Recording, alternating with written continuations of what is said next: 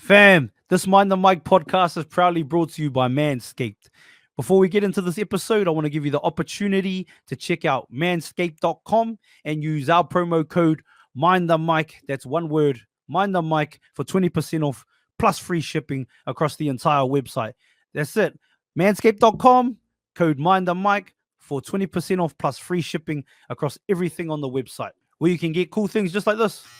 The Lawnmower 5.0. Look, it's even got a light, and you can trim up all them unnecessary hairs, get rid of them. It's actually made for the downstairs, but you can use it for both if you want. They also have beard trimmers, especially for the beard.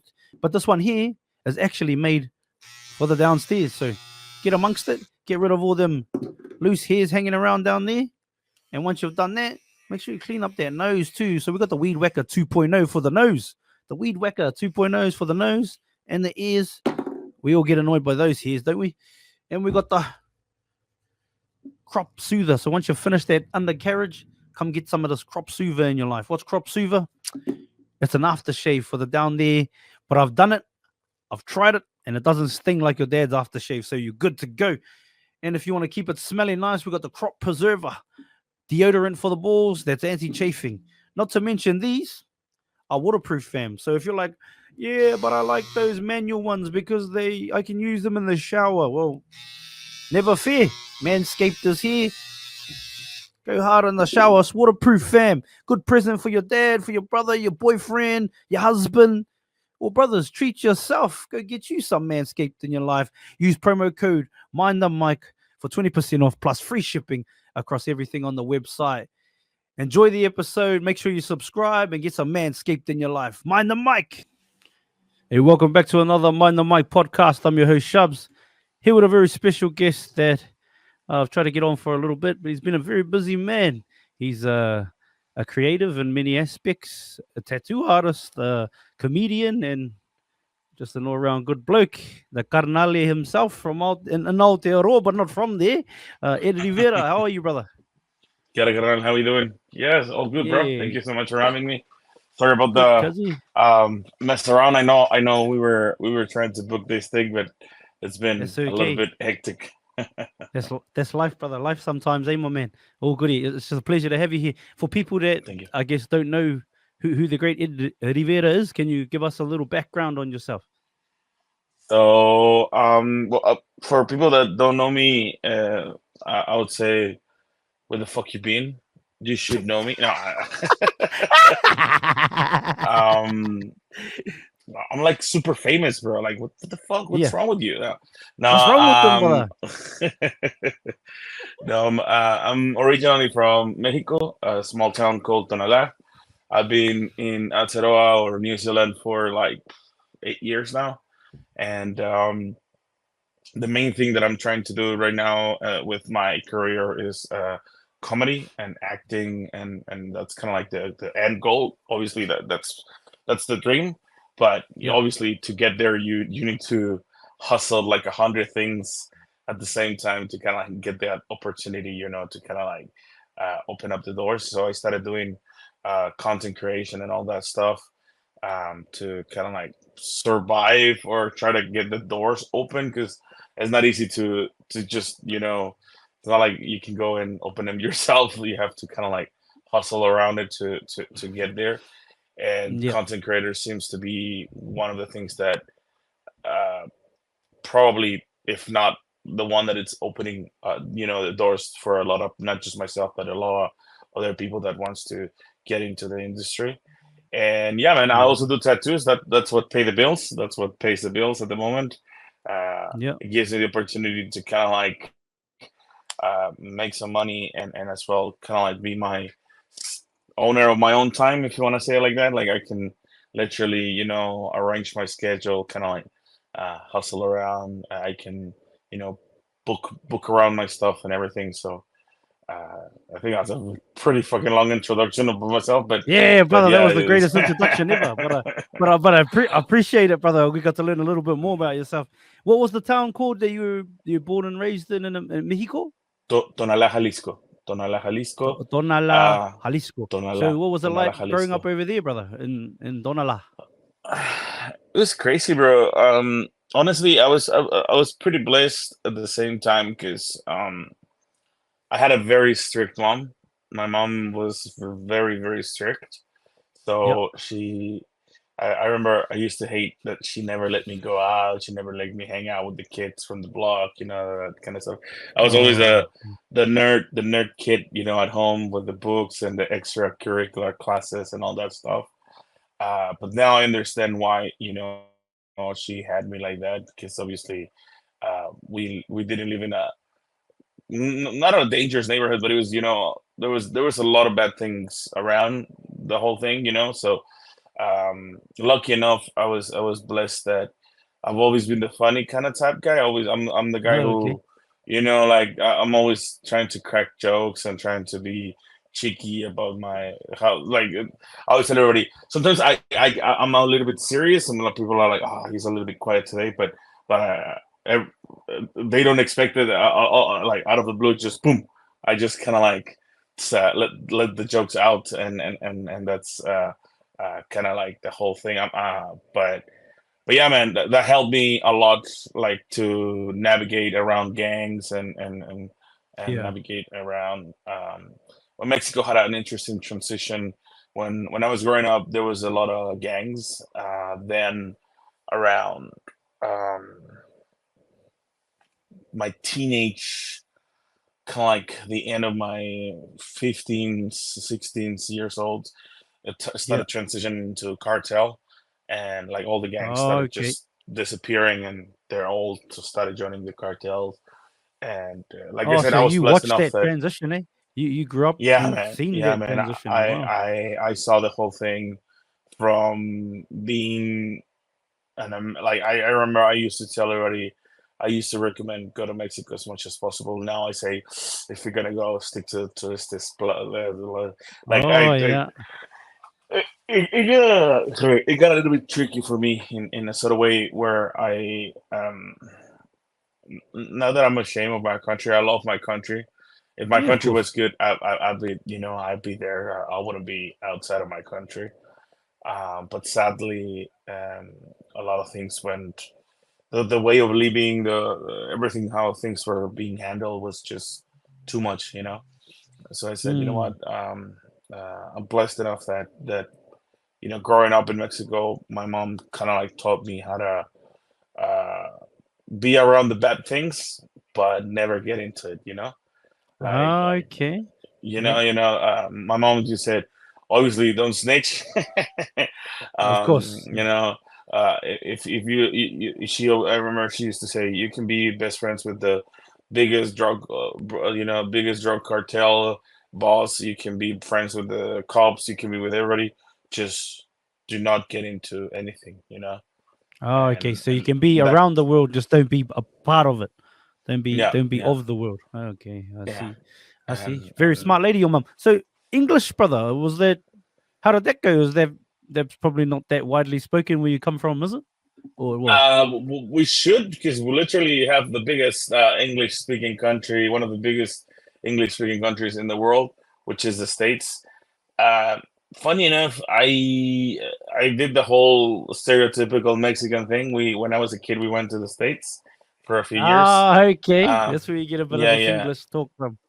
yeah. That's where the now I think my English has become a mix of like Kiwi American kind of thing. Sounds like you can still hear a bit of my Mexican accent because obviously Yeah.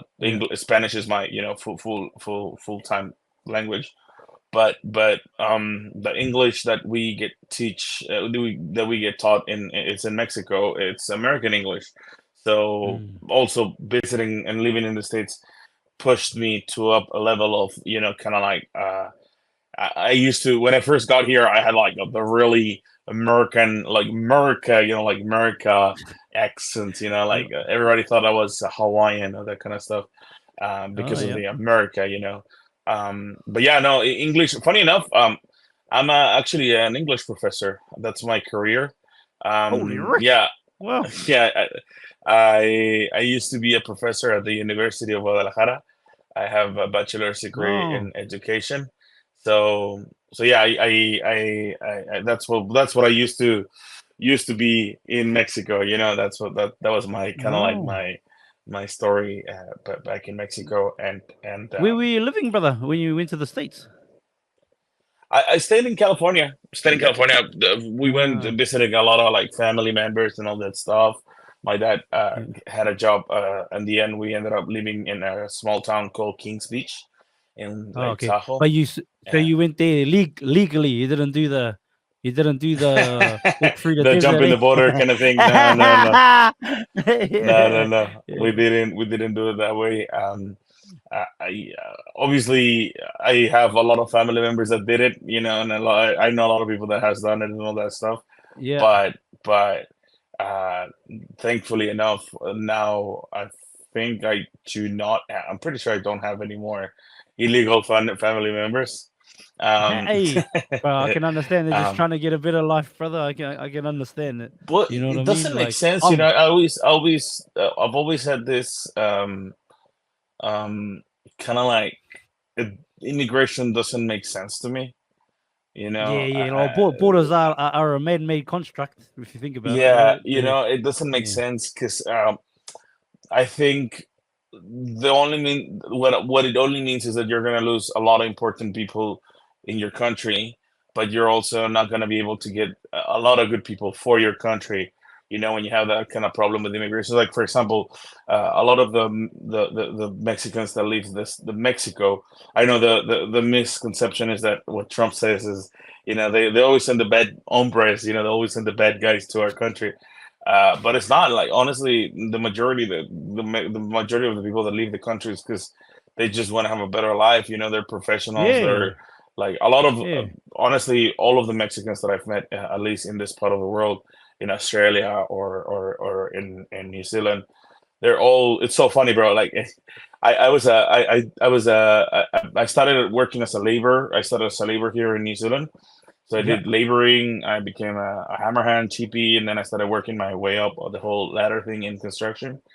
And none of the boys could believe that, the one of the laborers who was shoveling, concrete and breaking concrete and doing all that, hard labor, was a professor back in his country. It was weird for them because I remember one of the one I think it was one time, I don't know what we were talking about, but oh, there was it was a big group of Samoan. They just came straight off from Samoa, so they were Yeah. learning English as well. The And one of the Usos, boys yeah. was, yeah, the Usos. And one of the boys, he was like trying his best to kind of like learn to speak English, and he was asking some questions about English, and I looked at him and I started explaining him, like the past tense and the future tense and the verbs and the adjectives and all that stuff, very technical.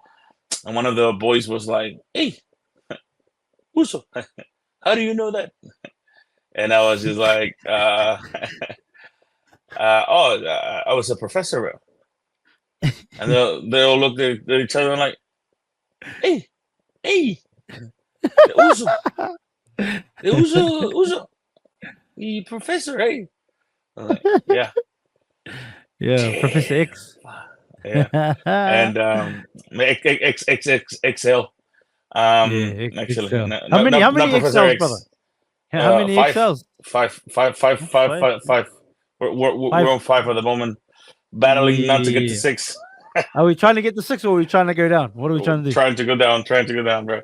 It's so funny, bro. I wasn't fat. I got fat in New Zealand, bro. It's a funny thing. Yeah, I bloody New Zealand, yeah, man.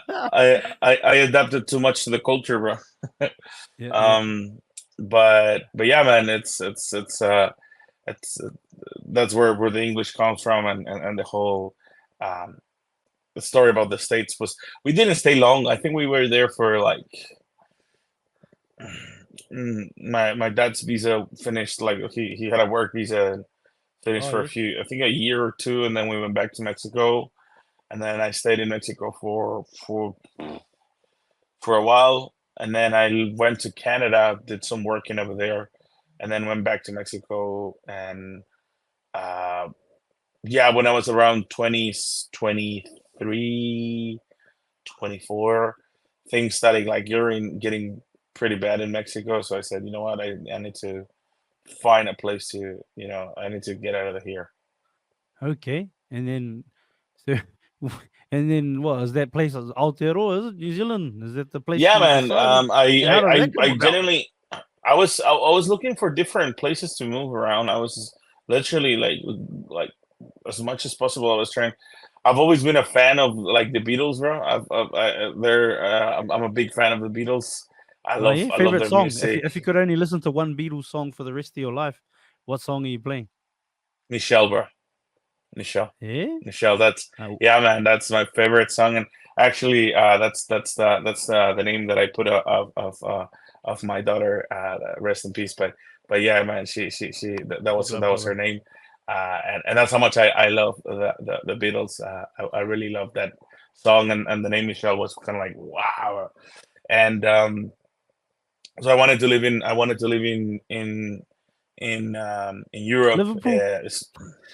Main bro, that obviously that would have been the dream, being in Liverpool or anything that, close around that area. London, I always, I don't know why I envisioned myself and having that experience, that Beatles Yeah. experience. um and I started googling. I started checking countries to live in, and no joke, I literally googled best country to live in, and the first five countries that came up was like those Eastern European countries that they have like Oh, Finland, okay. Finland. Yeah, yeah, Switzerland, all those like kind of like really Germany was there, that they have like yeah. a different language. So it said the recommendation was that if you don't speak their language, you're gonna struggle.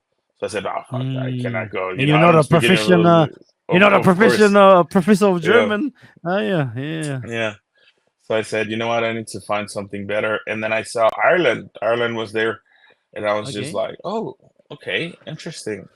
Um, let's see. And I started like getting really excited about Ireland, and I started investigating. The only way for me to go to Ireland was to do like a English course or like study something over there. So Mm. I tried to apply for the whole thing, and it was just like way too expensive. It was too much money to invest for me. And sadly they were not guaranteeing me the opportunity to kind of like stay there. So I was just like, oh, should I invest this money and go there? And fuck, if I don't get the opportunity to stay, I'm just gonna be losing, Yeah. thousands of pesos. And I said, Oh, nah, can't be losing them nah, pesos, man. no, man, I can. And I said, you know what, F it, I'm not gonna do it, Yeah. just that's it. And then I started scrolling down on the list, and I got to Australia. And I remember seeing Australia, and I said, "Nah, fuck that. That's too far. Like I'm not gonna live that That's a far. long way. Yeah, yeah, That's a yeah. long way." And then I saw New Zealand, and I don't know, man. My brain clicked, and I thought New Zealand was in Europe. And I said, "Oh," Did you really? Oh, I was like, "I think I can go to New Zealand. Like it's one of those islands around, like those islands in England, that kind of like one of those little islands." Um, before before investigating anything about the country, it confused me more because I saw the flag next to it, and the flag was, it had the British yeah, symbol, that kind of thing, So yeah, that yeah. that threw me The completely Union off. Jack. Yeah, brother. Yeah, and I was just like, yeah, I'm You gonna made go your there. mind up, eh, brother? You made your Yeah, decision. let's go. I'm going I was there. like, yeah, fuck it. And I started investigating if Mexicans could enter to New Zealand. It's the first thing, Yeah. because sadly we don't have a good reputation with immigration. Um, Oh. so I said, let's try to find something. And yeah, man, it turns out that there was a program called Working Holiday Visa for Mexicans, and they only give out 200 visas, which is fuck all. Like honestly, they're Wow. literally, yeah, man. Only That's why there's 200. not many Mexicans over here, bro, because they only give 200, bro. And then kids that usually gets or the people that usually get it are like rich kids, rich Mexican kids that just want to come and work, travel, and leave. Mm. So there's only a few of us that kind of like really want to take advantage of that visa and try to find a way to get a sponsor and manage to stay in the country. Yeah. And I was blessed enough, bro. I was like I was lucky, found it, got it. And I remember when I got it, I was kind of like bragging to one of my best friends in Mexico, and I was telling him, it's like, bro, no idea. I cannot wait to, go to London, fucking go visit Paris, Are you serious? travel Are around it. you Yeah, still? man. Had Yeah, you man. This still is not not a looked joke. into when you what? No, bro. I had the visa and everything on my hands. Everything was approved. Everything was ready. And my friend Wow. let me speak for like, I think I spoke like for like 20 minutes of how amazing New Zealand it was gonna be and the whole experience I was gonna Yeah. leave there. And I'm then he gonna be lost close his to the shit. Beatles, baby. I'm Yeah, gonna be bro. close to the Beatles. And he just laughed, bro, and he's like, "Oh, so you're not joking?" And I was like, "No, man, I'm not joking. Like, I'm for real going to New Zealand."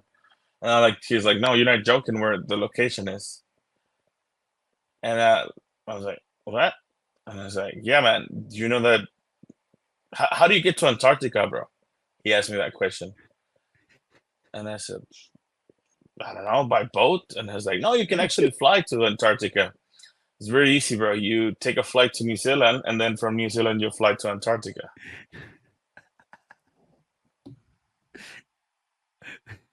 And I was like, "That doesn't make sense. Antarctica is down under. Like that shit's that shit's down. Like it's the South Pole." And he was laughing, and I Google it, shit myself for like 20 minutes, bro. I was like, "Holy fuck! This is the last country in the whole world, bro. This is literally the last country. Like literally, there's nothing else. We're literally the last country." And I was like, he was like, "What are you gonna do now?" And I'm like, "Well, fuck it. Yeah, I already got the visa. Let's give it a try. It says that it's a good country to be in, so let's go." Let's And go. came here, bro. It was a 8 years interesting ago. What's that? situation. 2016? Is it 2015? Yeah, 16? 2015, 16. Yeah, 2015, 16, bro. Yeah, and uh, the reason that I stayed, bro, was interesting. The Okay. reason I decided, because I wasn't gonna stay, bro. My plan was literally just work my year and go back to Mexico. I said, you know Yeah. what? I'm just gonna make money, bro, and just go back to, because that's Mm-hmm. how we do it. In the States, it's the same situation. Go save as much money as you can, and then go back to Mexico and, I don't know, build a house or something. What nobody told me is that you cannot make money in New Zealand. You can't. You can't, You meant bro. to get a. This, You meant to go to yeah, Australia, cuz. yeah. If you're brown, the system is designed to be poor, bro. Like, you go straight to wins. No, some cheeky jokes. No, man, I was very surprised, bro. The economy was, obviously I was earning way more money than in Mexico. Life was much better, but still I wasn't saving as much money as I wanted to save. So I was just Yeah. like, man, the fuck. And I was getting really, really depressed because Mexicans, we are very, very, very, very attached to our food, bro. The first thing that Mexicans like, I think that's the Oh worst yes. part out of being outside of your country, bro. It's not that you cannot see your family or be around the people that you love or whatever. It's literally the food, bro. Like, because it's such a unique kind of type of food, bro, that doesn't matter how much people say that, oh, this is authentic, this is authentic. Nah, man, it doesn't get authentic as in Mexico. So Mm, so even with my wife that she sells tacos, she does her best to kind of like go for authentic, but still not as close as Mexico, like, because it's different ingredients, different the whole thing, the yeah. freshness of the fruit, of the food and everything. And anyway, long story short, I was like, man, fuck this country. I was like, man, nah, bro. I was like, man, I'm gonna go back to my country. Like, this sucks. Like, Yeah. the weather sucks. This thing, blah blah. This thing. I was just like, I wasn't Did seeing you the good already stuff. have your wife? Like, did you bring your No, no, no. wife She was here? my Or... girlfriend at the time. She was my girlfriend at the time. She was in Oh, Mexico, okay. so Yeah. so the whole idea was for me to make some money to save up for the wedding and then just get married. I actually asked for a year of absence at the university, so uh, I Did they give you that? wasn't. Did they I grant wasn't. you it?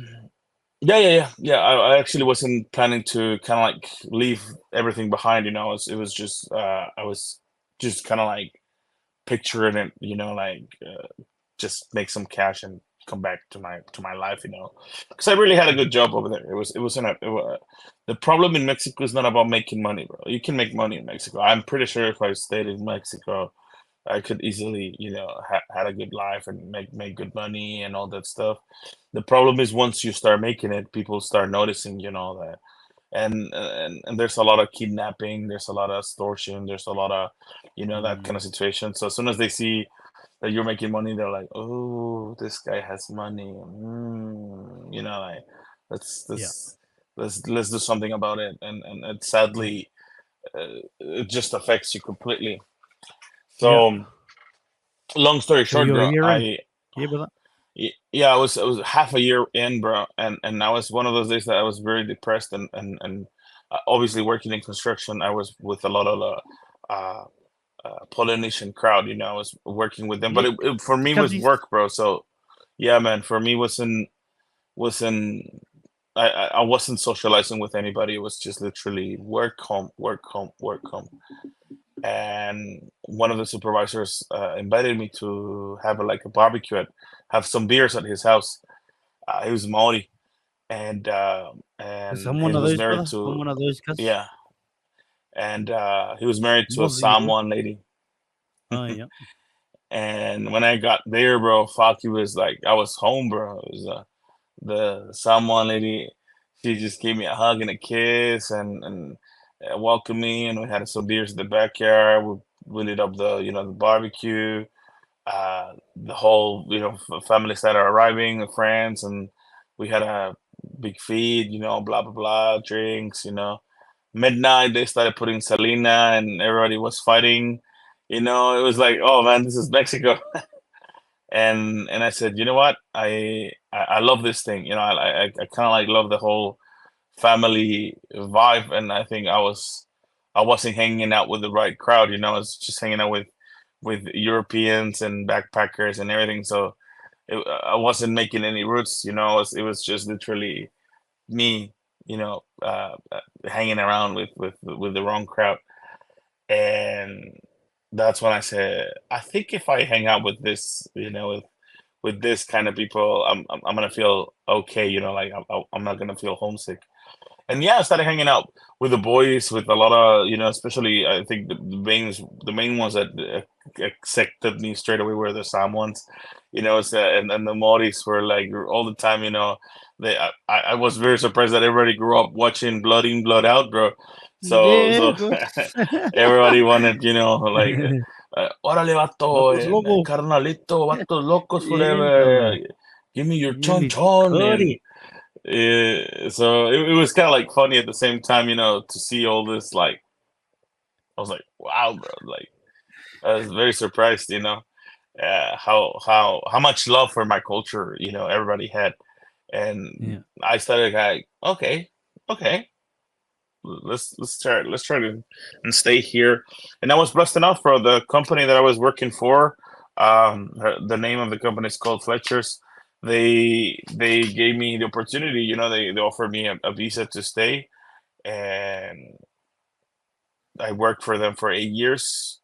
I literally just recently, we're in July. I Yep. quit. What, March?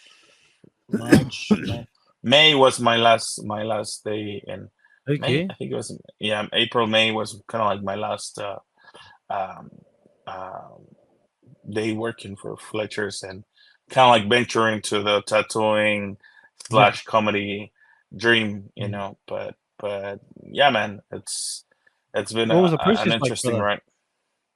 Me, I bet it has. What was the process like? Getting wifey over, brother. Was that hard to do once you're sponsored in it? No, uh, I was pretty blessed because my Fletcher, because it's such a big company, they have like accredited employers and they're like really centralized. And the job that I was doing became relevant. Like I wasn't just a labor. I was already Yeah. doing like a lot of special works. They sent me to a lot of like I got a lot of certifications in like health and safety, uh, driving machines, all that stuff. Hmm. Um, so that kind of like helped me out a lot to not being like very important, but have that leverage that they needed me, that kind of thing. So that opened the doors to for them to give me a visa called work to residence, Yeah. and that just kind of like allowed me to kind of like bring my girlfriend. We saved some money. We went back to Mexico. We got married. Then we came back again, and we've been here ever since. So and also shout out to her because she's there for like how long is she there for? A year before you go back, or before she comes over, or Yeah, yeah, she stayed in Mexico for a year, so yeah, she's been in bro? New Zealand for 7 years. Yeah, she held it down, brother. She held it down. Yeah, man. You know. Yeah, man. She knows where It's the it's good not easy. tacos are. It's not easy, bro. Like honestly, she's.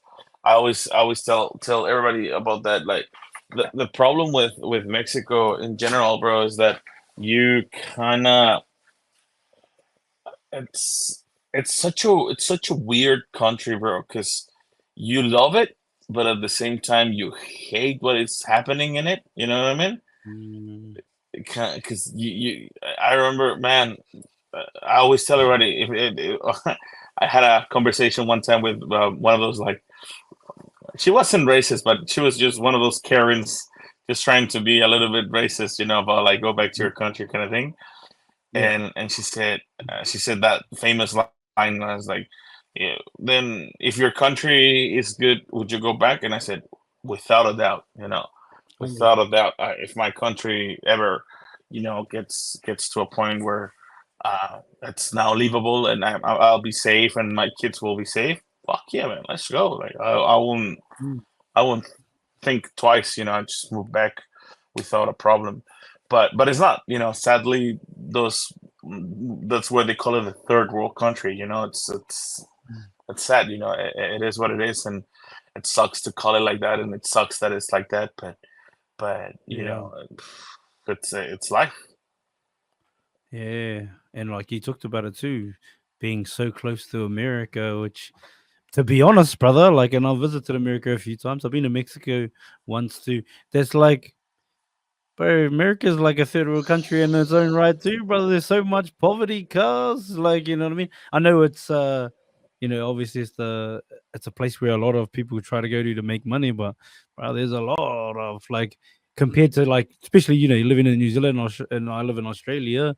Bro, I look at America, I'm like, cuz this pretty third world in heaps of places. You know what I mean? Yeah, man. Yeah, man. Yeah. And it's sad because it didn't used to be like that. I think the states has been going downhill for the last maybe 10 years. It just went down spiral nonstop. Like I remember when I was a kid, I got the opportunity to experience that your typical USA, that kind of like being proud of being American, that kind of. That's why my mom didn't want it to stay in the States as well, because she saw me. I was genuinely believing that the US of A was the greatest country in the world, and she said, "No, Yeah. no, no, no, no. We're going back to Mexico. I don't want you to." Yeah, Cut that out. yeah, Cut because that out. Cuz. oh yeah, all of us. Next thing you know, I'm joining the military and shit. Yeah. But yeah, that's what they do. That's what the states do. They kind of like uh, make the Americans believe that their country is the best. Yeah. The best of the best, and sadly, it's not. Yeah, and this I think too, brother.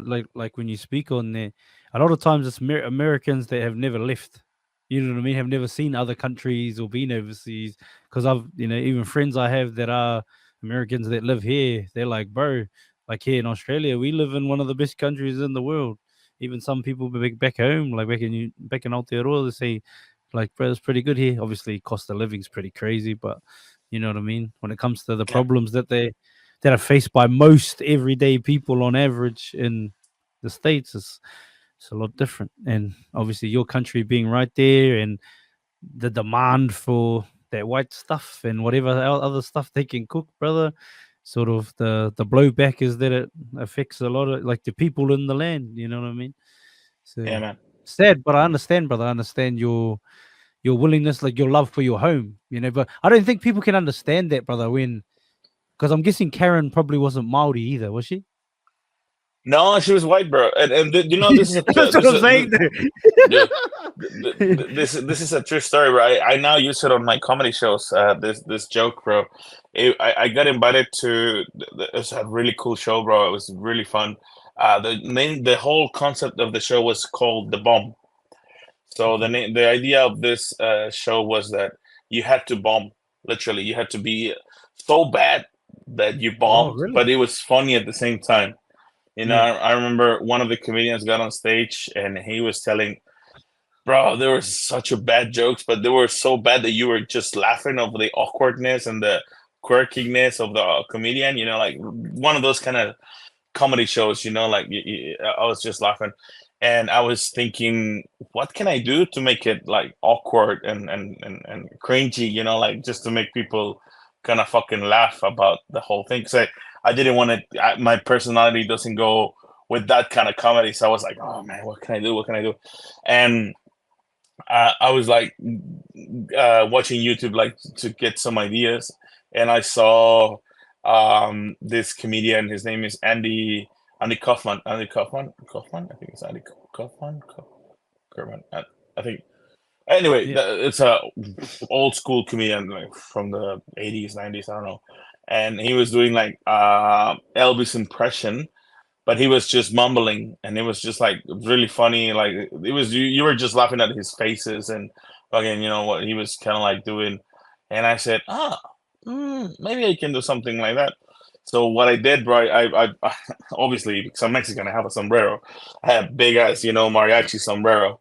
So I got on Yeah. stage, put on my sombrero, and I had like a little speaker, and I put it to the mic, and I said with a very broken English, like really, really Mexicanized English. I say, "Thank you very much, muchas gracias. My name is Edd Rivera, and I am going to play you the song of my people." And I press play, and it was the Macarena song. And and the funny thing is that it was the English version, so you could Yeah. hear the whole English singing, and then the chorus is in Spanish, right? And Yeah. so I was just singing the chorus part.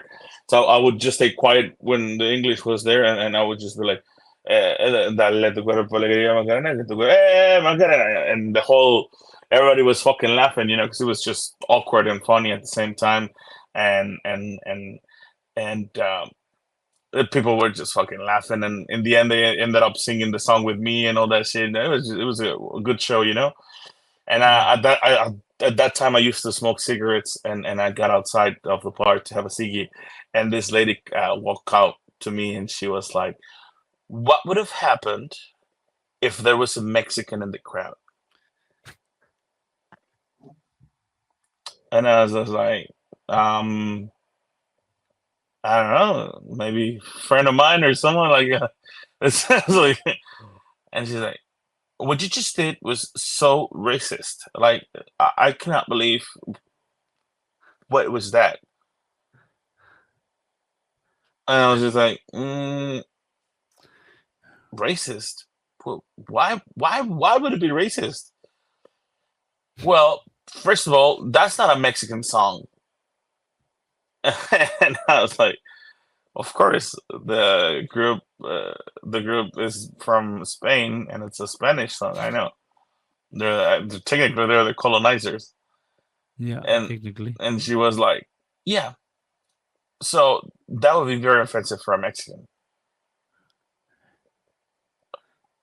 And I Oh. was just like, okay, did you did, Yeah. did you hear my name when they introduced me? Like, did you? And she's like, no, what's your name? And I'm like, my name is, and I said because I go by Edd Rivera, but my name is Eder. Oh, Edd okay. Rivera. And the reason I go by Ed instead of Eder is because no one can pronounce Eder, especially in the States. They used to call me Heather, so I said, "Hell no, I'm not. I ain't gonna be Heather," you know. Yeah, so I'm Eder. I'm Ed, and it was like, my name is Eder Rivera. Full name Eder Saul Rivera Perez. And she looked at me and she's like, "Are you from Mexico?" And I was just like, "Last time I checked, yes. According to immigration, yes, I am. I am from Mexico." And she's like, "Oh my god, and then she try like kind of like hide herself from all the what she just did, and she was, oh man, it was so awkward, the whole thing.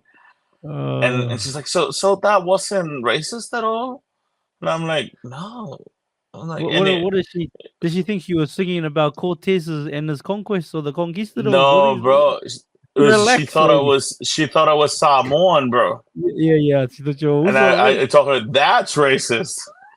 yeah. Not But because I'm brown and fat means I'm Samoan. You know? but even so, like the wording would have to make it racist too, right? Like she's acting like you're singing about the conquistadors conquering Mexico or something like that. I don't know, man. It was Uh, just a really weird experience, man. For me, it was just like I was just looking at her and I'm like, wow, she this is didn't the tell first. you I literally was the first time that something like that has ever happened to me. Because, like, for example, I try to keep myself from the racist jokes. I do have one or two cheeky yeah. racist. Like I think I even said it on one of the podcasts that I did a while ago Hey, give us with my give us bro. another turn. Give us another rendition. Okay. I tell you my worst joke, bro. I tell you, and All right. I think I've Where's said Joe it in a lot of places, and from Ed and I Snavia? I and this is where it's funny, bro. I last time that I did it, they posted it online, and I posted it many times, and everybody cracks up. But then I saw someone on Twitter posted just the bad part of the joke, and they said, "Who gave this guy a pass?" and blah blah blah, and this. So I'll tell you the joke. When I first came to New Zealand, I started, I hanging out with Polynesians, with Maoris. I fell in love with the culture. I learned a lot about the culture from this country and from all the countries around. I learned how to do a hongi. I ate a hangi. I learned the haka. I started beating up my wife. I That's not true, bro. That's not true. No. I I get it. I I get what you're saying. I never learned the haka. So obviously that's kind of like Yeah. the normal reaction that I get. People just cracks up. I depending on the crowd, tend to dial it down. Instead of saying beating up my wife, I say I started drinking Cody, so that kind of stuff. Yeah. Just to kind of like adapt it, depending if Yeah. I see It's like comedy, there's a brother. lot I of get it. sensitive. The funny thing is that that's my worst ever joke that I have. And I make it a little bit worse to say I'm actually a Polynesian now by trade, because I have gout and diabetes to prove it. And the funny thing is that I'm not lying, bro. That's the worst part.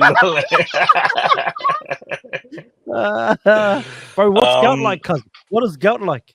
Because I don't get it, Funny, brother. no, But no. This is true story, bro. I don't have gout, but I have cellulitis, bro, which is kind of like similar what's to that like? to fucking gout, bro. It's kind of What's similar. that like? It's swollen. Your foot gets swollen, and it's a bacteria on the blood, bro. It's a little bit more, obviously not way more dangerous than gout, but if I get cut in Oh, my, yeah, man, if I get any cuts on my legs or that kind of stuff, I cannot. Sadly, I can no longer get tattoos on my legs, bro, because of that shit, bro. oh, really? Yeah, man. Wow. And I caught that virus here in New Zealand. Ironically, I live in the shit in Mexico, and I get the virus in New Zealand. This is like, Yeah.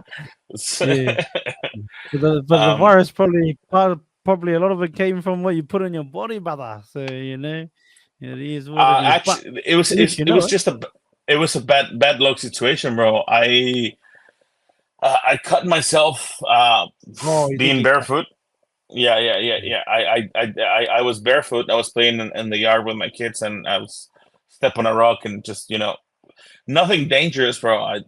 But I made the worst mistake of my life, bro. I literally I had that cut in my foot, and my toilet broke. It was like just a misfortune events, bro. Like the one of those things that happen in heaven. My toilet broke down, and the plumber that came to fix it fucked the whole thing up. So they had to bring like one of those like construction toilets just Oh, while they yeah, were portal. fixing. Yeah, those portaloos, and there was a portable shower as well because they were gonna take like a week to fix the whole thing, you know. Yeah. So I had the brilliant idea of taking a shower barefoot, bro. That's how you So did it. those toilets are very filthy, bro. Even though they clean them, they're Yeah. still filthy. You know what I mean? So Oh, I took a shower not barefoot surprised. there, and the bacteria went through the cut there and just fucked me up. Obviously, being overweight didn't help, but But yeah, the they cut got you then, eh? yeah, man, that was the one. They told me Yeah. it's like you got to be careful, and obviously, even the doctor was like, "Man, that's just common sense. Don't." And I was like, Mm. but Kiwis go barefoot everywhere. That's I'm true. just trying to. That's true, cuz. I, I was just trying to follow the rules. But yeah, How man, long's this that's been how there, that's. brother? I had it as 2022, bro. 2022, so it's 2 years 2022. with that. So do you Yeah, get man. like so when does it just swell up randomly, brother? Or what sets it off? No, funny enough, it's been controlled ever since, bro. I I had another incident where I went to the gym. It's a funny thing, bro. It was my first time going to the gym. I went with Us. Us gang invited me to his gym, bro, and it was the same situation, bro. I had a cut as well. I didn't notice that I had like even when you have like dry skin that Hmm. you kind of like you can through because you can get the bacteria through dry skin, bro. That's like the whole. So I don't know if I Oh, had a okay. cut or a dry skin or whatever. So I went to the gym with Us, and the next day my leg was just like boom. And I'm like, fuck, that was oh shit. My phone just Oh, died. Sorry. oh, I thought you were showing me. I thought you were showing me your Yeah, egg. yeah, yeah. That's we want to keep it. We want to keep it. Not we don't want to do R18. Yeah, yeah, yeah. But yeah, bro. This was OnlyFans, cuz holy Rick. Do you got one of those OnlyFans or no? I have only fats. Oh. That's the only thing that I have. Um, Only fats, but yeah, no only fans around, and not yet. no, Although yeah, it's yeah. so funny, bro. Ever since I started doing content, I get so many messages. Apparently, in the gay community, I'm what people call a bear. A what? A Uh, bear? A bear, yeah. It's like a What do you mean? fat Is and that like a? bearded. Oh, Yeah, it's true. like yeah, and apparently they're very popular in the gay community. Like we're like Oh, yeah, bro. that might be They your are market like, for OnlyFans. Well, that might be bro. your market, cuz for OnlyFans. I'm thinking about this economy Uh, is getting too hard. Never if money hey, doesn't come in through in the next few months, you might see me yeah. doing some Okay, Rose naked beer. photo Mexico beer. sessions. Yeah, a Mexican beer. Let's. Yeah, Yeah, you heard of Yogi? We got Edd Rivera. Let's see. yeah, bro. Yeah. Oh, true. What do they call a beer? There we go. We learned something today. More Yeah, on man. top I of didn't know, bro. That I had to investigate because I you know how you get like messenger requests. I get yeah, hundreds of those every day, bro. yeah. And in What's your saying beer that, request? I bro, and most of the time they I don't open it anymore, bro, because they usually when I got I used to be that kind of. I know it sounds horrible to say like that, bro. It sounds and a little bit like, oh, this guy feels famous all of a sudden.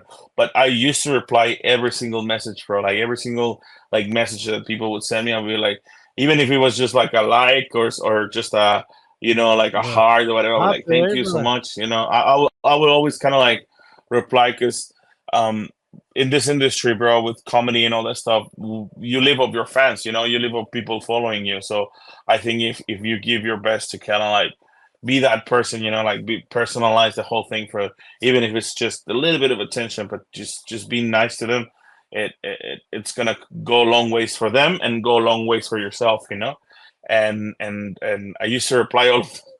But bro, I started opening all of those bear messages, and every single time I open it, it would be a dick pic.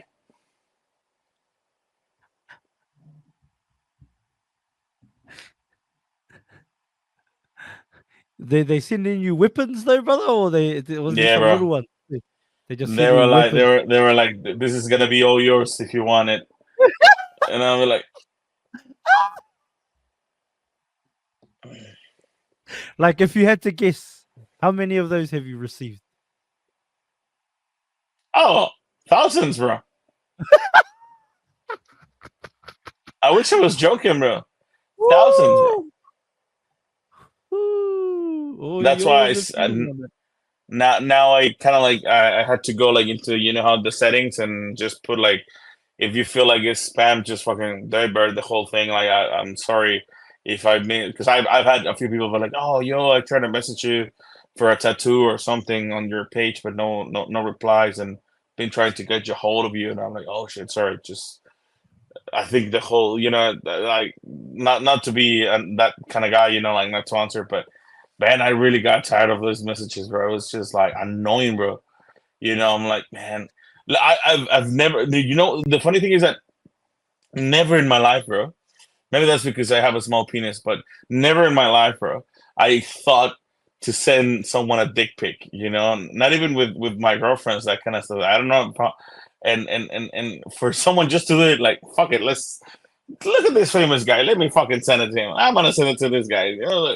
Like, man, I could fucking, because most of the guys would have their photo and name on their profile, so I could easily fucking expose them. Like, look at this fucking dirty motherfucker sending me this photo and this fucking, just out The of. wife and kids. No. I wouldn't doubt that, bro. Like, I wouldn't be surprised if some of those guys were married, bro. But yeah, But man. they all wanted So the Mexican beer. They wanted the Mexico beer. Oh my goodness. yeah, man. Oh my Crazy, it's god. crazy. All right, brother. That's ridiculous.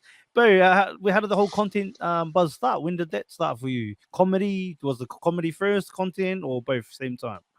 It was it was kind of funny, bro. I never pictured myself doing this, bro. Honestly, I've always dreamed. It's one of those things that you think about it and you're like, nah. Like you see other people do it and you're like, oh man, I wish, but nah. Like I've all my life I've been the 9 to 5 guy. Always had a job, steady job. I went through school. Did the whole, go to college, get a job. That kind of. I always been that kind of guy. Never kind of like. Not that I didn't follow my dreams, but I was very used to that like steady kind of line of you stereotypical kind of thing. Like get married, have kids, this, that kind of stuff.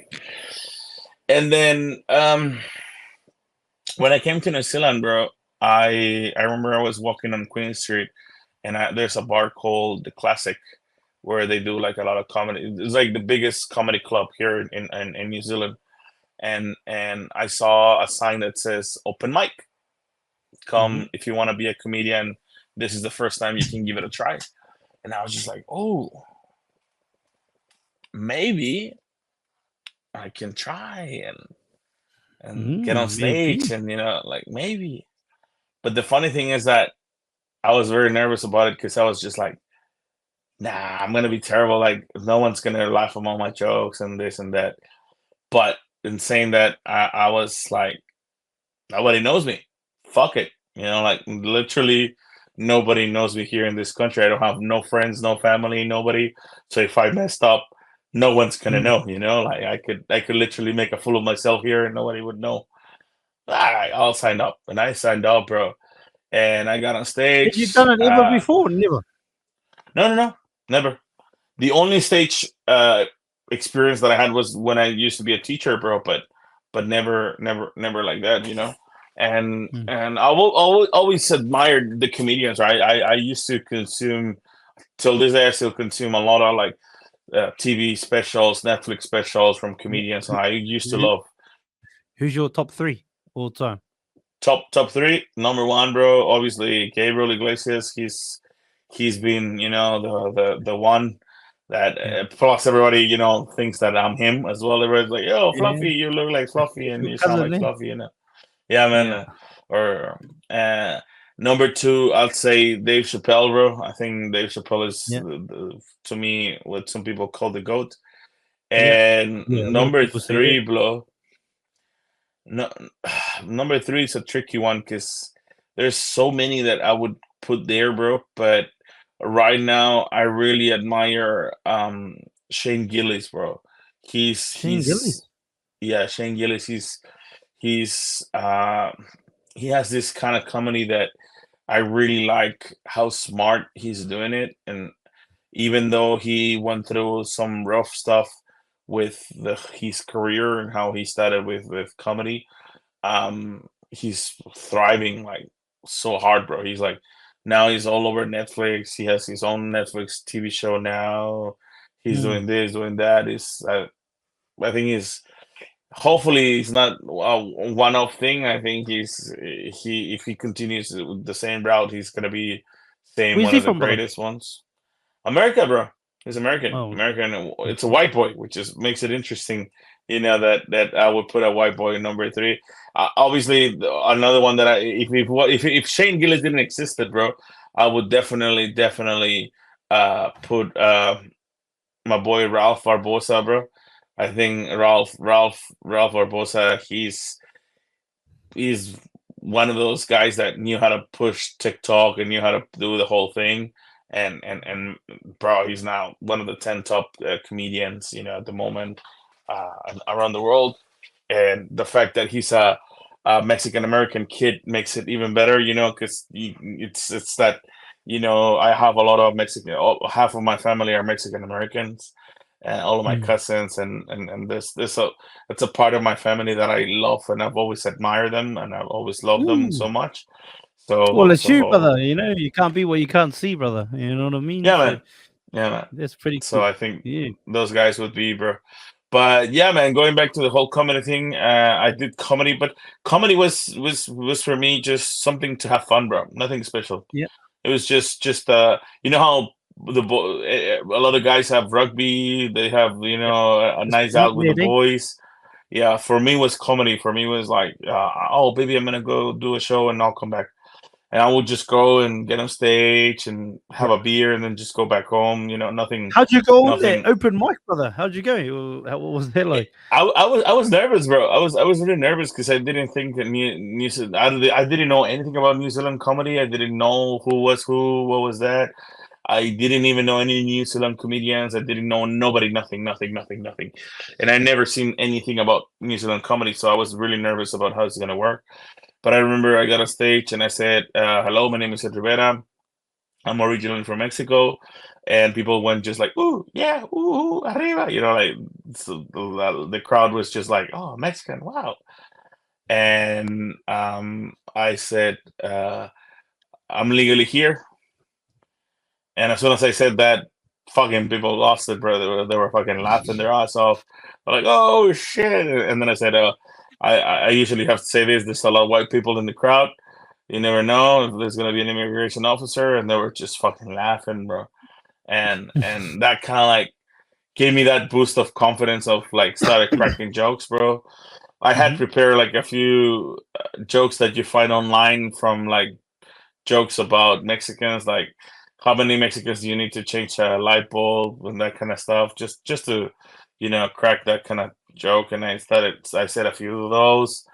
Then I think one of my biggest ones when I first started doing comedy was that you're probably wondering what's a Mexican doing in New Zealand, and it's true. I couldn't jump the border, um, nor fit through the tunnels. I do not possess the physique to do it. Uh, that joke, I evolved it. Now it's a different joke. I still use that one, but I changed it now to I came to sell drugs, that kind of stuff. Just played around, Yeah, depending. yeah, Like for example, if I'm in the hood, I sell drugs. If I'm in a white neighborhood, I said I couldn't jump the border, depending yeah. how it is. But yeah, bro, it's kind of like how things worked, and I got addicted, bro. I got really addicted of watching people laugh. Like it was that rush of like seeing people reacting to my stuff. I was just like, oh man, this is nice. Like I love this Yeah. shit. And I started doing it like every once a month, then it became like twice a month, then 3 times a month. And when I was about to start like getting really into it, my wife got pregnant, so I kind of like stopped. We had the baby and all that stuff. And once the baby was born, and the process of the whole having the baby and everything, I told the wife, "Can I go back?" And she's like, "Yeah, yeah, just don't abuse it," And I said, "Okay." So I went back and started it all over again, bro, doing my jokes, that kind of open mics and everything. And then when I was starting to get to that point again, COVID happened, Oh, and true. COVID literally killed the whole thing. Like there was no bars, there was nothing. It was literally and during that process of me doing comedy and everything before COVID, I met a comedian named Joe Damon, Oh yeah, and Joey. and and I remember Joe was really funny, bro. When I saw him, I was like, man, he's really funny, very very clever, his jokes and everything, and he was. I was like, man, this guy, he's good, like he's really really good. And we kind of like exchanged Facebooks, and we started chatting, and he was like, "Oh man, a Mexican, like that's cool and shit," and that was it. Then COVID happened, and I started. I remember because I had him on Facebook. I saw a Facebook post that he posted about one of his videos going viral, and I was just like, "Oh man, wow, that's a lot of people watching you." And I messaged him, and I was just like, "Bro, man, that's funny. That's a really funny joke. What you did, like, Yep. so cool and everything." And then he replied to me, "He's like, you should do it, bro." And I was like, "Nah, man, like." He's young, bro. Like he's 20 something. I was almost 30. I was like, nah, man, like, I'm already a father. What am I gonna be doing? Fucking TikTok dances and shit. Like, nah, man, that's not for me. I don't want to be. And he was like, "Nah, bro, like it's a really cool platform. Like you can explode practice some of the jokes." Now that he literally said this, "You're doing nothing right now, bro. Literally, nobody's doing nothing, bro. Everybody's on their phone. Fucking do Yeah. it." The time. It's the time. Yeah, man. And I Everybody. said, all right, let's go. Fuck yeah, let's do it. Yeah, yeah, I'm gonna do it. I went, downloaded TikTok, got myself ready, prepared some skits, wrote some stuff, and boom, boom, boom, started posting. No views. Nobody was watching my stuff, bro. I was posting a video once a week, bro. Yeah, and like Nothing. putting time, energy, effort into this, Yeah, man. into the Even though it to was creating COVID them. time, I was trying to do my best. I didn't know how to edit videos. I didn't know how to do anything. I was just literally going off my whatever I could do. That kind of sort of thing. And then we got out of the first lockdown, and during that process of the first out of lockdown, my wife started her business. She started selling her taco stuff and everything. And sadly, the day that she opened her business, she had a car accident where we lost her daughter, and the whole thing went just downhill. And then Mm, we got into lockdown again, and it was just like on and off. It was the time that we were coming on and off from lockdown. And in 20, almost, I think it was at the end of 2021. Yeah, at the end of 2021, almost beginning of 2022, I was about to quit, bro. I was like, I'm done with like I'm not this social media shit's not like I'm literally trying to post as much as videos as possible, and this is not working. Like I can't. Like this is. I'm never gonna be. I'm. I even told Joe, I was like, nah, man, you got lucky. I think I told him, I was like, you got lucky, bro. You never understand. It's not luck. It's about fucking hustling. There's no secret for that thing. It's just hustle. And that day that I said I was gonna quit, bro, I saw a video on TikTok about a guy asking about your country. It says like, where do you live? Where are you from? Do you have a flag? Well, blah, blah, blah, blah. And I said, Yeah. oh, I saw one of TikToker from New Zealand. He has a full moko tattoo. His name is Paka, and he Oh, yeah, that's duetted. Tapu. That's Yeah, Tapu, pa. he, he duetted the video, and he was like really funny, bro. It was really cool, bro, how he replied to everything. He was saying all like, I'm from Aotearoa, and like doing this Yeah. and doing the pukana and all that stuff and everything. And I said, I'm gonna duet the video as well. So I duetted it, and I replied with Mexico. Like, oh, I'm from Mexico, blah, blah. One of the questions was that I remember I was just being myself, like throwing out some cheeky jokes every now and then. One of the questions was like, so what kind of president do you have? Do you have a president, prime minister, a king, a queen, or what do you have? And I said, well, in Mexico, we get a cartel and a president. And then the last question was like, if I ever go to your country, what do you recommend me to do? And I said, cocaine. And bro, I went to sleep, posted the video, went to sleep. And when I woke up, it was on 1,000,000 views, bro. Yeah. And I was like, what? And I started like, everybody was just like, fuck, that's funny, cartel, ha ha ha, cocaine, ha ha ha.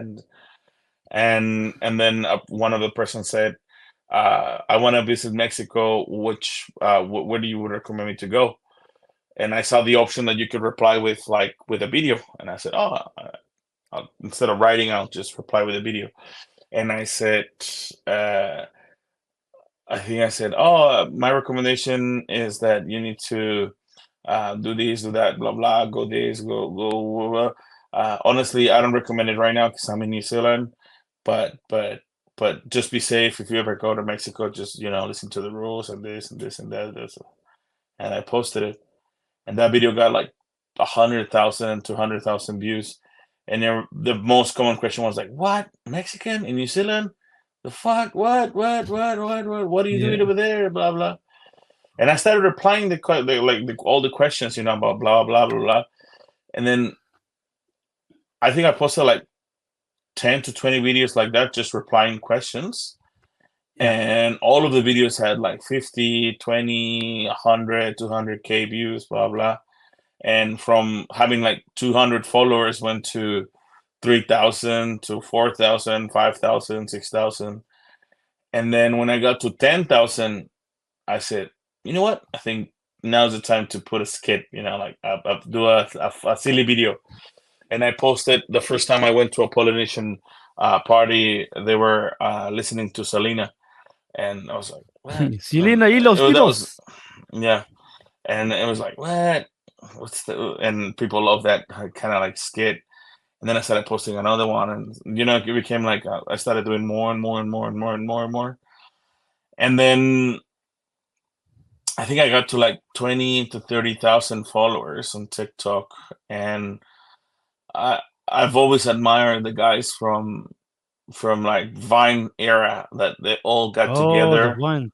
Yeah, yeah. They all got together, and now they're all famous, in their own kind of thing. Like you see the Logan Paul, fucking all of the Paul brothers, all of those TikTok King Batch and Anwar and all those guys. They were by themselves famous, but then they got together, helped each other, grew up, and created a really cool. And I said, you know what? I think we can do that here in New Zealand. I'll just try to find other content creators to see if they want to do content with me. And I messaged everybody, bro. Everybody, every single person I messaged, bro. No one replied, bro. I was just like, And then out of the blue, bro, someone that I didn't messaged me, and it was Terrell, bro. Oh, Terrell yeah. Taffa. Who the He was like, boys? "Yo, bro, want to do a video?" And I was like, "Who are you?" I was like, and then I saw his videos, and I saw he was like well known already, and he had a lot of followers and shit. I was like, "Oh shit, this guy."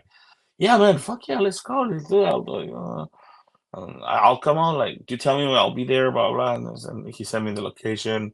We did like a video for his YouTube channel of like eating contest, which was very funny and all that stuff. And I was like, oh man, I told him like, bro, whatever you need, just let me know. I'll be down to do content and shit. And then I went to Mexico and I came back, bro. And when I came back, no, I'm lying. I didn't go to Mexico. My wife went to Mexico, so I had that all at like free time. And I said, you know what? I'm gonna start messaging the Polynesian creators, bro. Because I was messaging just the famous people. No, I wasn't checking other creators, bro. I was just literally just trying to get Jimmy Jacks and all those like big Yeah. names. Obviously those guys, they're pretty busy. They'll never reply, especially a really small account like mine at the time. And I remember I saw a video of Us on TikTok, and it was one of those like when he used to just literally was just his face, and he was just doing some silly rap song or some. And I don't remember what video I saw.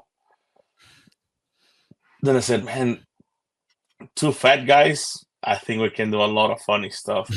And I messaged him and I said, "Hey, bro, I don't know if you'd be keen, blah blah. Let's do some content and shit."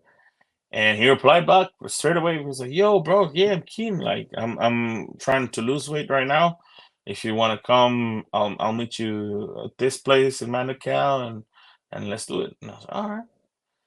Showed up, bro. That day we did I think 3, 4 videos, bro, just like us being silly. And all of his video got like million views, bro. Mine got like another million. It was like I was like, holy shit. And then I think from there, everybody just started collaborating with each other. Like it just kind of like you started seeing it more and more. Okay. And Yeah. Yeah. Us took off, bro. Us just went like from because when I met him was like he was on like 200,000 or like 100,000 followers, some shit like that. And then Mm. boom, bro, like within nothing he went to a million followers and this and that and doing, and thanks to that all of the other content creators started hanging out together, so I got to meet a lot of other people where now I do content with them and everything. but Mm. but the whole concept of content is always to remind people, hey, I do content and it's funny, but guess what, I also do comedy. Like I have shows, like you can Yeah. come to my shows. I always try to keep the plug in. The funny thing Mm. is that I also did that for my wife for her business. And everybody thinks that it's my business, that I am the one who does the tacos, but it's not. Like it's her business. I'm just a face. I'm just the mascot of the team, and and Yeah. and and and that kind of push me, boom, boom, boom, as much as Mm. possible to keep going. And yeah, man, content creator has been amazing, bro. Like thanks to that, I got the opportunity to work in a movie for Disney, which was the Coco Maori, and it was really fun, bro, to be part, of an amazing cast. First of all, I got to meet all the royalty from New Zealand, with the whole being part of the cast and being part of the as a consultant as well. And that opened, started opening more doors, and I realized that it's not What's impossible, that for the to. Coco Māori? Was that? Have you seen the movie, the Disney Coco? Have you seen Coco? Oh, so it's that as in Māori there. Is that what Yeah, it yeah, is? they translated Oh, to yeah. in Tereo, and Oh, okay. first they hired me to The do Mexican, some. Mexico movie, yeah? About the Yeah, bro. is that the one Yeah, about the bro. Day of the Dead and all that stuff? Yeah, that's the one. Ah, That's the one. So they Disney decided to do a lot of those movies in Tereo. So the first one that they did was Moana. Then they Yeah. did The Lion King, then Frozen, then Coco, and I think now it's Encanto. And Ah. yeah, man, I was blessed What was enough. your role on that, brother? On that one? I did some extra stuff, like nothing like I was a. There's a part where there's like a contest. I'm the stage manager. I'm the band leader that wins the contest. I did a few voices for different characters, bro. Ah. Obviously, a lot of the Spanish that you hear in the background is myself, just me doing different voices and tones and on that stuff in Pretty. Spanish, What which was that is like? What was obviously. that like, brother? Like voice acting?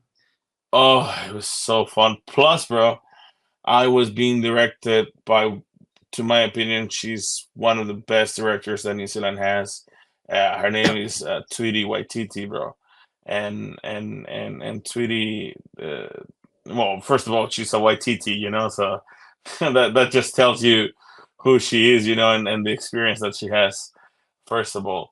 And then second of all, her experience of how, the direction that she gave me. It was my first time doing voice acting.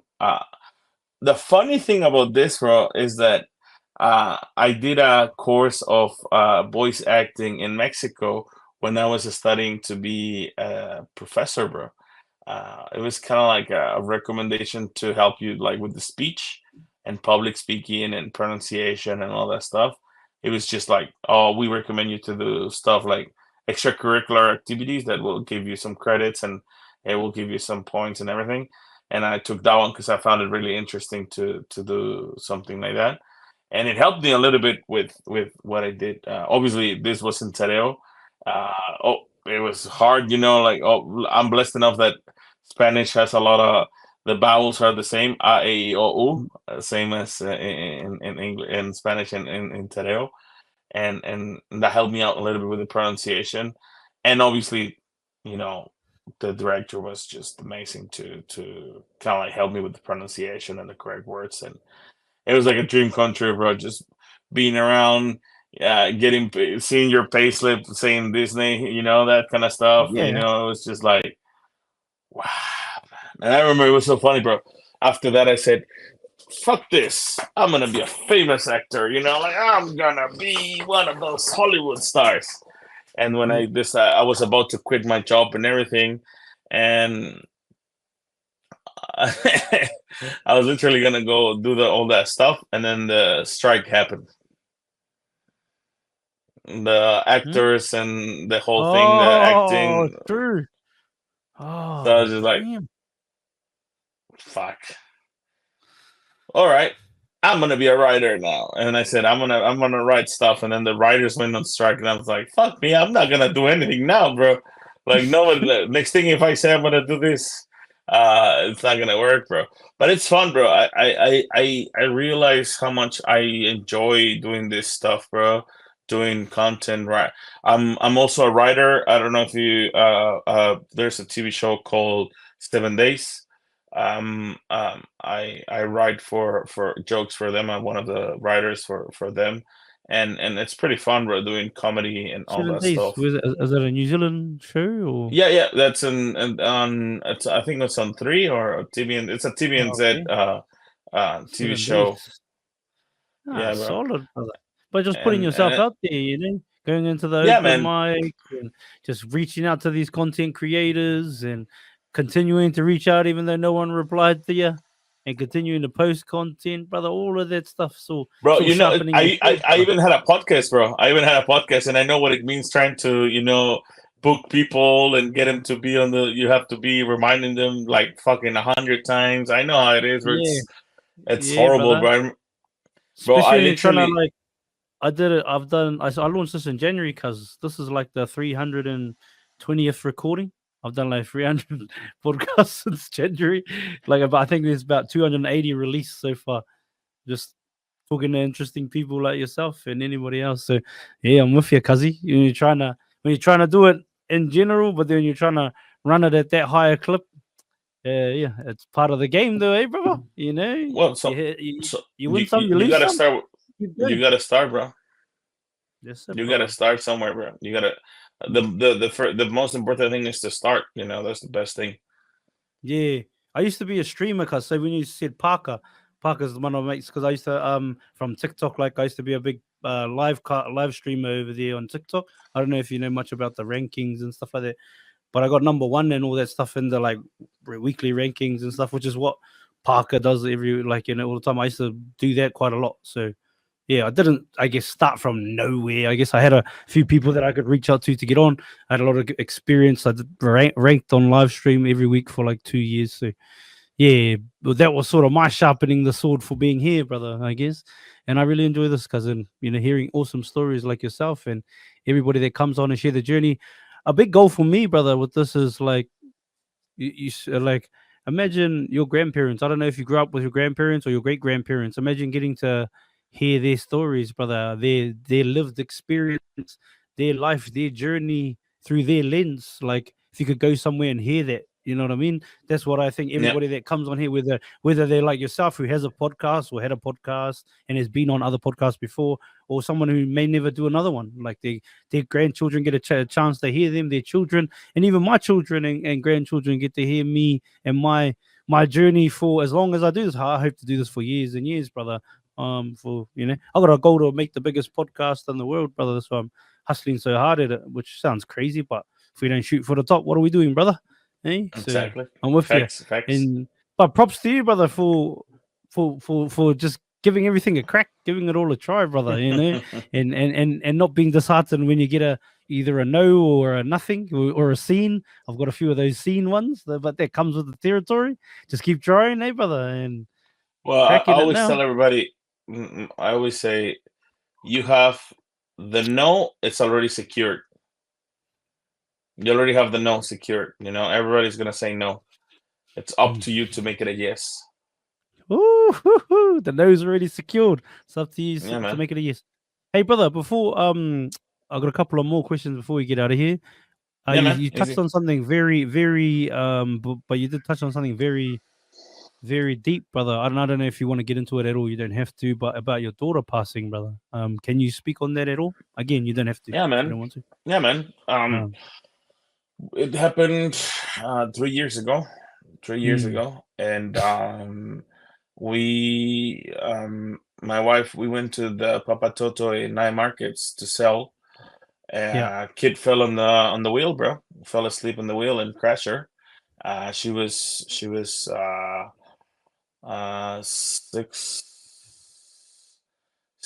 like 6 7 months pregnant, bro, and we lost the baby girl there, bro. It was all over the news. Like you can see it on like if Yeah. you go to the Herald and all that stuff. It was in the news, and my daughter, my wife almost died as well. It was pretty. I think it's one of those things that I tell everybody. Uh, it's it's one of those pains that will never ever go away. It's a pain Yeah, that of will course. like it's still there, bro. Like now I understand that phrase of they say no parent should bury their kid. Mm, Because it's true, bro. Legit, is one of those things that I always tell everybody is like, man, uh, what I would give just for things to be different and that way, because it was completely unexpected. It wasn't fair. That's when I realized that New Zealand wasn't a perfect country because we didn't have justice. Uh,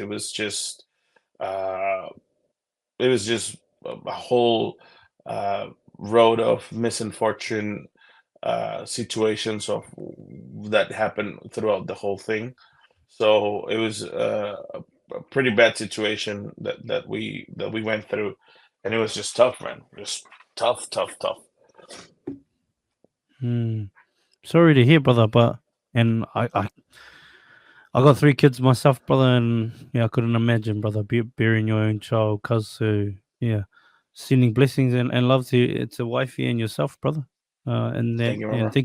thank you for being open enough to share that. Um, Another one, brother. Tattoo. How did you get into the tattoo game? Like, was that always a thing? Were you an artist growing up? Did you do tattoos back in Uh, Mexico no, for a bit of for a bit of cocaine? No, jokes. yeah, get the placazo, for the homies. No, It's funny, bro. It's so weird, bro. New Zealand has pushed me to follow my dreams a lot in a weird way to do it. It just comes really weird.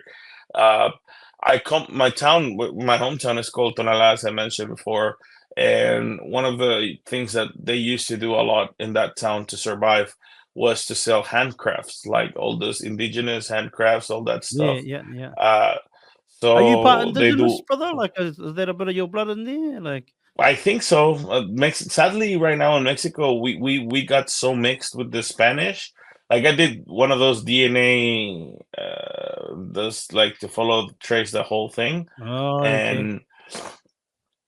and it shows One of that those I'm dodgy things. yeah I it shows that I'm what like 40 something percent indigenous Mexican, Oh, then okay. like 10% Native American, and then like Uh, the rest is like European with a bit of African, that kind of stuff. Oh, yeah. So sadly, I always tell this one of the things that I envy a little bit with the Maori, that they can trace their lineage. They The fuck up. Spanish, yeah, the Spanish managed to delete everything, bro, Yeah. from us. The That's one British difference tried, of being. brother. The Hmm? British tried. The British Yeah, definitely man. tried. Yeah, for us, for that was that's why I always say it's a very different thing to be colonized than to be conquered. Because colonized is they tried, but they couldn't. Conquered, they literally beat the shit out of us and mixed with us and Yeah. everything. So now, if you hear my first last name Rivera is Spanish, and my second last name is Perez, which is French, bro. It's nothing Yeah. to do. Like, if you look Yeah, at me, I man. got nothing, no Spain, no Spanish, no French in me. Yeah, So yeah. so sadly, it's one of those things, that I say I'm indigenous because I've always felt like that. I've always Yeah. been treated like indigenous as well. Like I you know, it talks. What they say. It sounds like a dog, walks like a dog. It's a duck. Walks like a duck. Yeah. So Mexican duck. Hey. Or a a bear. Mexican duck. Maybe it Yeah. talks like a bear. Stop it. I know you want to get the views, bro. That's not Yeah. the way. That's not the way. Uh, Oh, I wasn't even thinking about the views, bro. It just came. Whatever comes in my brain, brother, I just say it. That's all. I don't even give a fuck about the views, cuz like whatever happens, but happens. I just say what comes to my brain, cuz that's me. You know what I mean? Like, anyway, so yeah. long story with the whole tattooing. I learned how to do a lot of like the handcrafting and clay work and painting and everything. I always like art. I've always wanted to be an artist, bro. Doesn't matter if it was music, if it was acting, if it was painting. I always wanted to be an artist, but my parents, because obviously in Mexico, if you want to be something like that, you starve. So my Yeah. mom was like, "Nah, you better go to school. You better finish, get a degree, and all that kind of stuff." Which I did, and kind of like in an agreement that my parents did is like, if you want to be an artist, you need to have a career. So as long as you're studying and doing your career, we're gonna let you to be an artist. I was like, okay, and I got the opportunity. I learned how to do the painting and everything, but then I got the reality check of how bad things are about painting and arts and everything, and how difficult it is to make it through. So I Mm. I quit. I said, nah, fuck this. But a friend of mine told me, hey, why don't you just keep drawing? Just keep like being, just keep a notebook and just draw there and keep practicing. Don't lose that skill, that kind of stuff. Yeah. I said, all right, well, let's do it. Let's do it. Let's do it. And and I went to creating a habit of having like literally a notebook around me and just making silly doodles, silly draws, just to fool around. And when I was here in New Zealand, because I was all by myself, lonely and all that stuff, I decided to go and buy a notebook, and I was just, doing some drawing, some. I always like doing cartoons and all that stuff. And one of the someone boys saw it, and he was like, "Hey, Uzo, this is Mean." And I was just like, oh, thank you. man, you should be a tattoo artist. Like, fuck, this is mean. And I was like, Yeah. nah. And yeah, he was like insisting a lot for me to be a tattoo artist. He even he even told me, he's like, I got a gun. My cousin left a gun in my house. Why don't you practice on me? And I was just like, nah, bro, fuck that. It's like, also it's so good. Like no problem. Like just come practice. Seki. I think he just want yeah I think he just wanted some free tattoos. Yeah. And I was just like, nah, bro. Like, one thing is to draw, another thing is to tattoo. Anyway, long story short, I don't know how I ended up going to a shop, and like it's a tattoo shop, and the guy who was there was a Chinese guy. He was trying to make a sell, bro. He was trying to like, oh, you look like, he didn't speak good English, so he was like, oh, sir, you good tattoo artist. And I'm like, no, I'm not a tattoo artist. Oh, practice, and he, cheap, and shit like that, you know. And he gave me like one of those like bundle kits to start a tattoo, like with the fake Oh, skin yeah. and some ink and a gun and the little machine and all that stuff for like $100, bro. And I got home and I was literally on the living room where I was, the house that I was staying, with the whole thing on the table, you know, with the gun, and I was looking at the whole thing, and I remember looking down and I was just like, ah, man, this is fucking difficult. Like, how do you start this thing? And I remember pulling on my phone and put like on YouTube how to tattoo and all that stuff. And I was watching a video. And while I was doing that, one of my roommates showed up.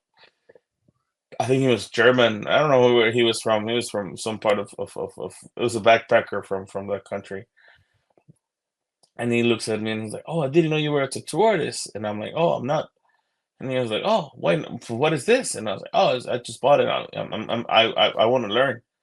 And he said, "Oh, practice on me." And I was like, "Oh, bro." I was like, "Yeah, easy, practice on me." And literally, bro, my first tattoo was me doing a tattoo on this guy, with a YouTube video on saying how to tattoo while I was doing the whole thing, bro. And he wanted And what were some you words right tattooing? here, bro, on the Oh, okay. wrist. Yeah. He wanted the word positive, like with the like the T looking like a cross. Ah, positive. Yeah. And I was just Oh, like, that's a good word. yeah. And the funny thing was that that tattoo right now would have taken me fucking 10, 20 minutes, bro. That day took me 3 hours, bro, to do the whole tattoo. It was Ooh. like, I was carving him, bro. Like, it was just gnarly, bro. It's hard, the crooked, the ink wasn't coming in. It was just like bad, bro.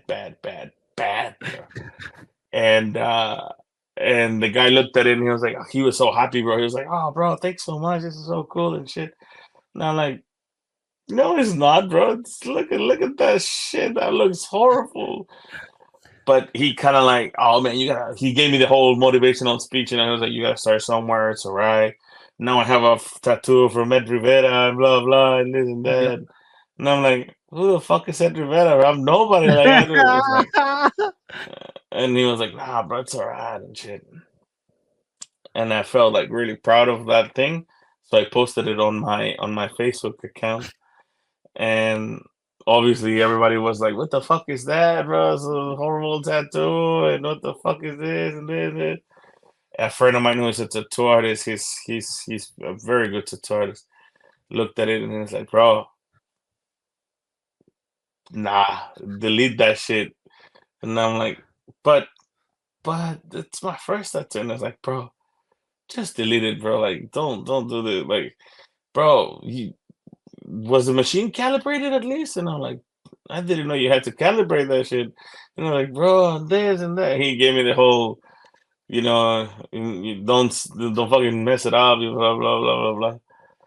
And then he now has like his own like studio where he teaches, like he schools people to learn how to tattoo. And he told me, "How about we do this? When you come to Mexico, I'll give you the course."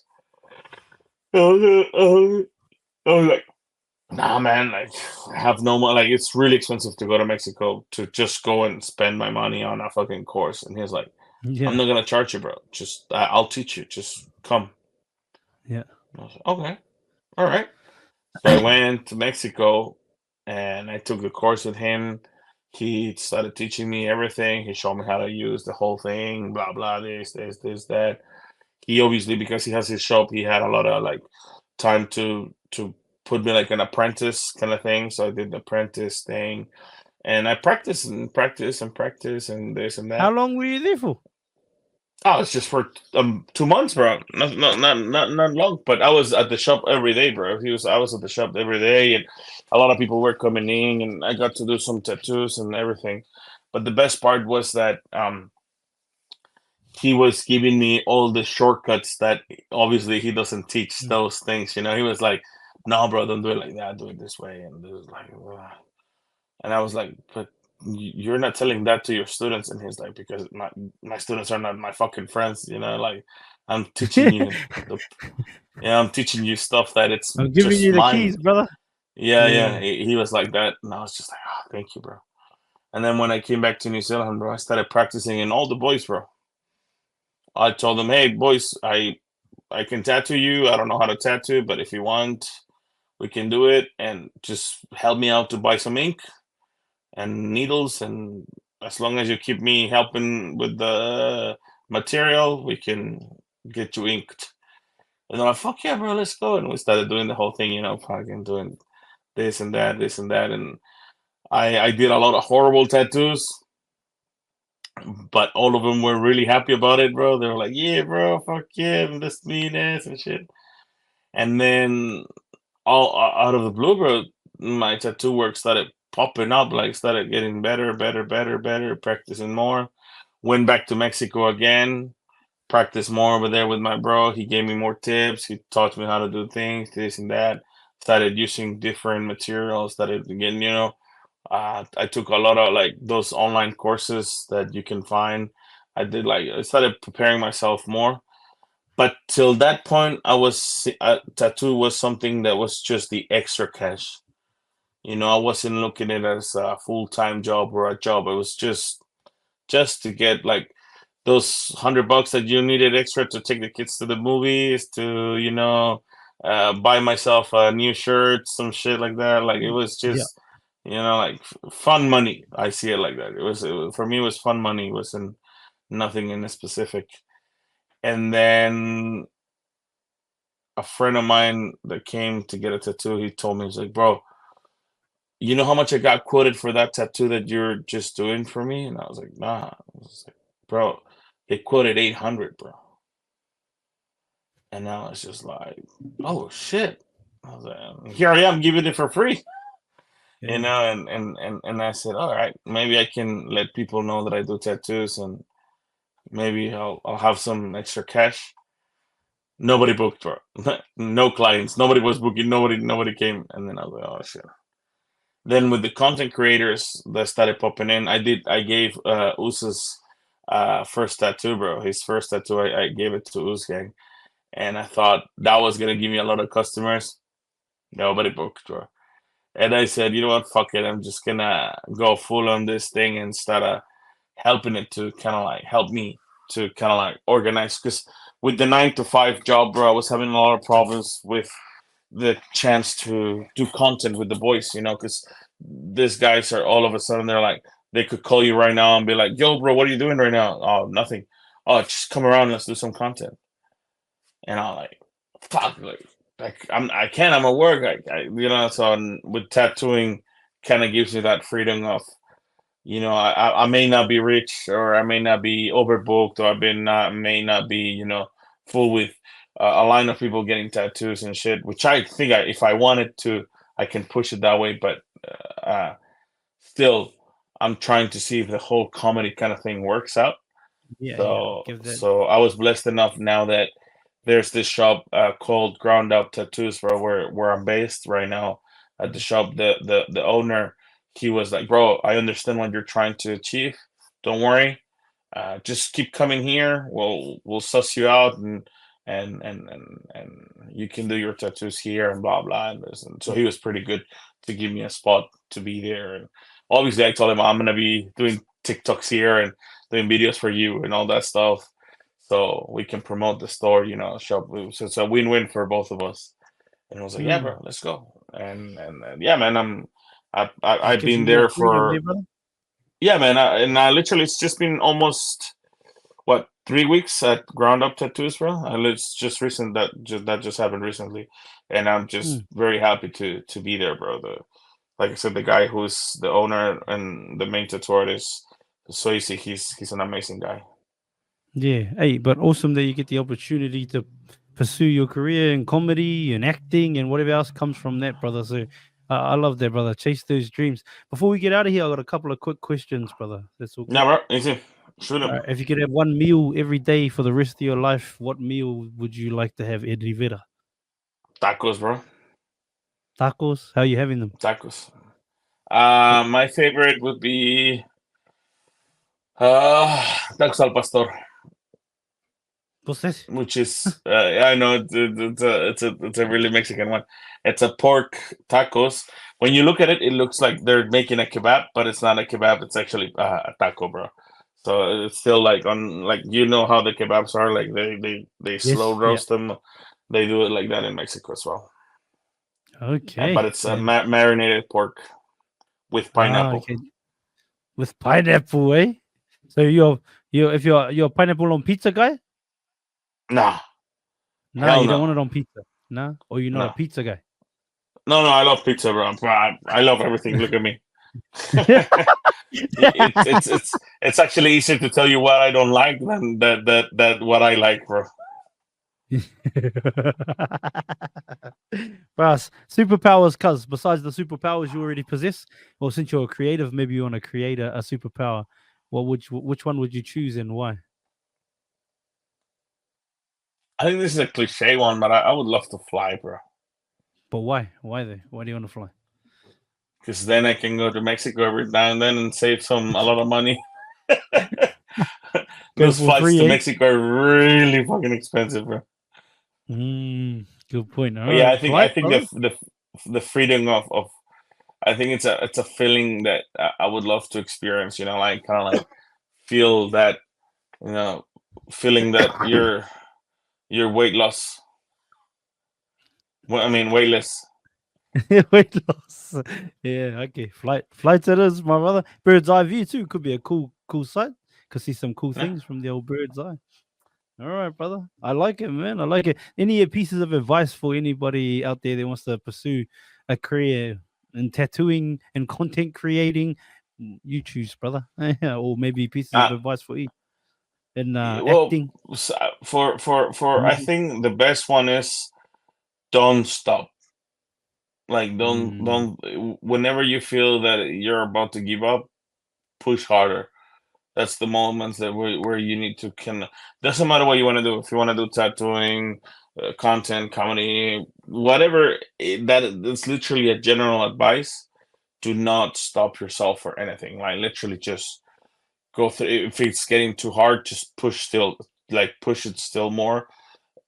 You will get there. You will get there, because it's very easy to give up. Very, very easy mm. to give up. It's very. I see it, like, for example, one of my biggest struggles right now is weight, and I'm all the time creating excuses and giving up on losing weight, which shouldn't happen, shouldn't be. Yeah, So my opinion, I would say, definitely, definitely, definitely keep going. Do not stop. do not stop.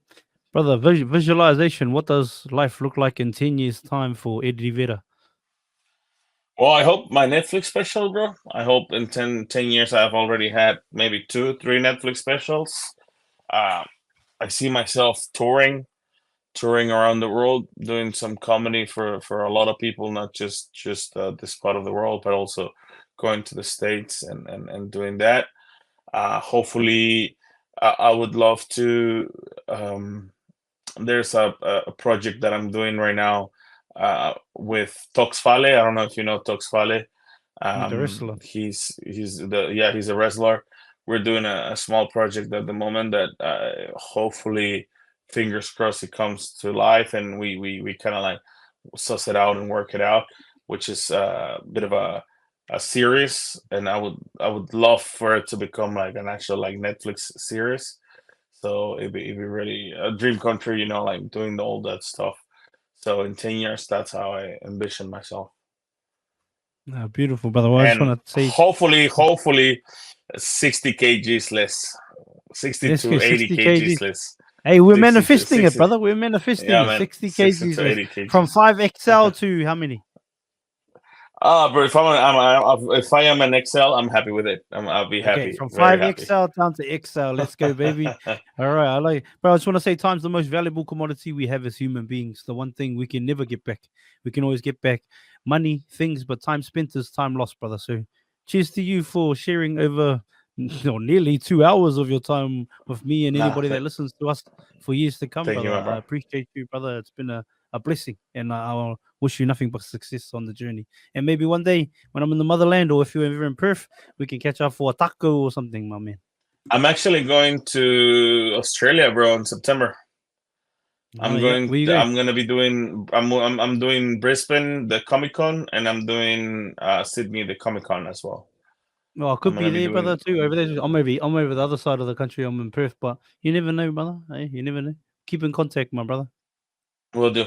Thank you so much for watching this full episode of Mind the Mic. It takes a lot of time, energy, and effort to create these episodes. So to know that you've watched and listened to the entire thing means the world to myself and all our hosts. If you could, before you leave, please hit the subscribe button and share this episode out to as many people as possible. It would help us so much. Thank you again to everybody that's still here, still watching. Thank you for all your comments, all your shares, all the DMs. Appreciate you all. Make sure you follow us on every platform. Have an awesome morning. Have an awesome night, depending on where you are in the world. Mind the mic out. Oi, have you hit the link in bio yet? Watch full episodes on YouTube or listen on Spotify, Apple Podcasts, and all streaming platforms.